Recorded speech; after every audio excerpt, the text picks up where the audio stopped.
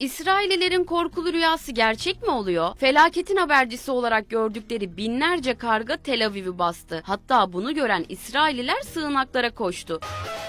Peki onları bu kadar korkutan ne? Yahudi inancına göre kargalar kötü şans demek. Öyle ki bu durum kutsal kitaplarında bile geçiyor. Özellikle Tevrat'taki Nuh anlatılarında gemiden gönderilip geri gelmeyen tek hayvanın karga olması Yahudiler için uğursuzluk işareti sayılıyor. Tabii her şey bununla kalmıyor. Eski metinlerde kargalar görüntüleriyle ölümü, sesleriyle de ağlamayı sembolize ediyor. Toplu halde uçmaları ise ilahi bir hükmün yaklaştığı anlamına geliyor. Bu nedenle karga sürülerinin uçmasının bir fırtına veya ölüm haberi olduğuna inanılıyor. Hatta Hanok kitabında Yahudilerin çoğu büyük tapınakların yıkılmadan önce üzerinde karga uçtuğuna inanıyor. Yıkımı getiren düşman olarak anılan bu kargalar belki de beklenen yıkımı getirecek. Öyle ki farklı kültürlerde bilge hayvanlar olarak tanınan bu hayvanlar belki de gerçekten bir şeyi biliyor. Sizce?